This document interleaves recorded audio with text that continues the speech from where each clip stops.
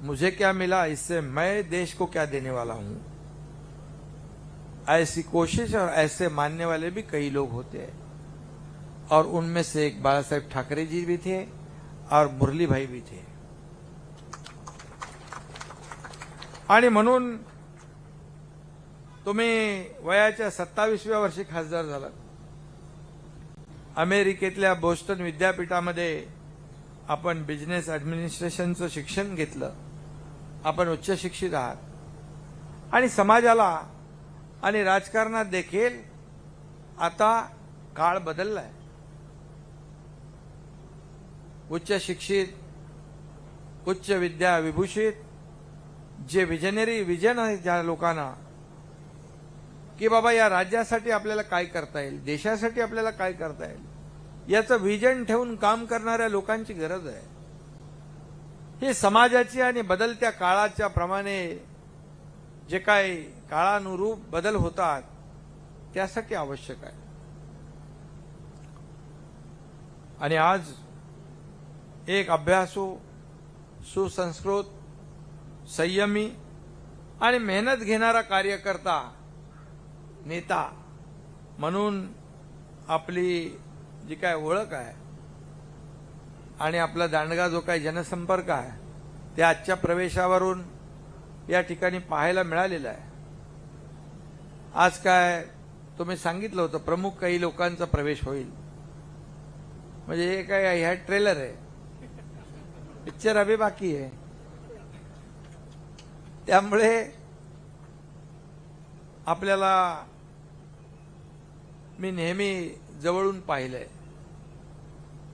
की आरोप प्रत्यारोपाच्या भानगडीमध्ये न फसता आपलं काम करत राहायचं। कन्स्ट्रक्टिव्ह, पॉझिटिव्ह आणि प्रॅक्टिकल कामावर आपला भरोसा आहे। मी देखील तेच करतो। सकाळी मी उठतो, आता दर संडेला, आज पण जाऊन आलो, डीप क्लीन ड्राईव्ह। काही लोक म्हणतात हे काय, हे तर चेलचं काम आहे, पण मी गेल्यामुळे चेल पण हातामध्ये पाईप धरतो, हातामध्ये झाडू घेतो, आमदारही घेतात, खासदारही घेतात आणि रस्ते धुतात पाण्याने। पहिल्यांदा पाहायला मिळते मुंबईकरांना या डीप क्लीन ड्राईव्हमुळे पोल्युशन 350चं 100 वर आलंय, 80 वर आलंय, काही ठिकाणी 70 वर आलंय। आणि परवाच आपल्या राज्याला आदरणीय राष्ट्रपती महोदयांच्या शुभ हस्ते स्वच्छतेमध्ये देशामध्ये पहिला नंबर मिळाला। ही याची फलश्रुती आहे, याचा इम्पॅक्ट आहे। काही लोक म्हणाले, काल श्रीकांतच्या इकडे गेले होते कल्याण लोकसभेत, म्हणाले आता हे रोड सफाई, रोड धुलाई चालू आहे, आता निवडणुकांमध्ये यांना साफ करा। लोक रस्ते साफ करणाऱ्यांना, रस्ते धुलाई करणाऱ्यांना, लोकांची कामं करणाऱ्यांना, लोकांना भेटणाऱ्यांना कसं काय साफ करतील? ते तर घरी बसणाऱ्यांना साफ करतील, बाहेर रस्त्यावर फिरणाऱ्या, फील्डवर काम करणाऱ्या कसं साफ करतील?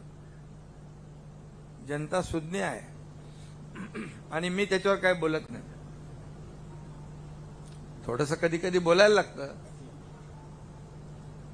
पण मी कधीही बिलो द बेल्ट पातळी सोडून कधी बोलत नाही, कारण त्यांच्या भानगडीत पडलो तर आपलं काम बाजूला राहील।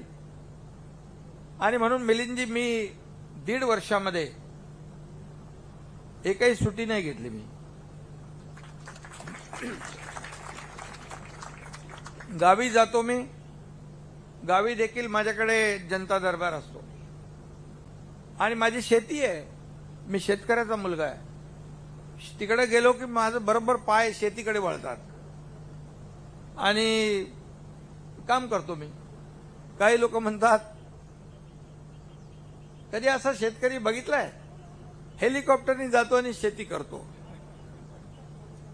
मी म्हणालो, माझ्याकडे वेळ कमी आहे, मुख्यमंत्री आहे ना मी गाडी चालवून प्रवास करून 8 तास वाया कसं घालवू शकतो? मी त्याच्यावर मी हजारो फाईलवर सह्या करू शकतो ना तेवढ्या वेळामध्ये। त्यामुळे मी हेलिकॉप्टरने जातो, पण शेती करतो तिथे जाऊन. हेलिकॉप्टरने फोटोबाजी नाही करत, एरियल फोटोग्राफी नाही करत. ती फोटोग्राफी करण्यापेक्षा शेती केलेली कधी चांगलीच आहे. त्यामुळे जाऊ दे, आज चांगला दिवस आहे आपला, जास्ती काय बोलायचं नाही. थोडस बोलायला लागतं, नाही ते पत्रकार लोक बोलतात काहीच बोलत नाही, मग माझ्याकडे येणारच नाहीत ते. मग सकाळी 9 वाजता ते आणि मग तिकडे जात असतात. ते बरं आहे, ते चांगलं आहे. जेवढे आरोप करतील, जेवढे आमच्या विरोधात बोलतील, तेवढे ते खड्ड्यामध्ये जातील. हे नियतीचा एक नियम आहे.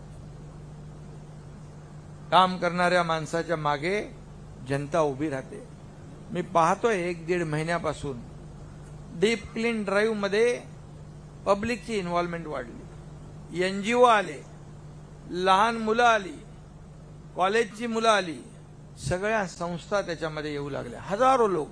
मी दर डीप क्लीन ड्राईव्ह मध्ये 1 लाखापेक्षा जास्ती लोकांना भेटतो. एवढा मॉप असतो प्रचंड सगळीकडे.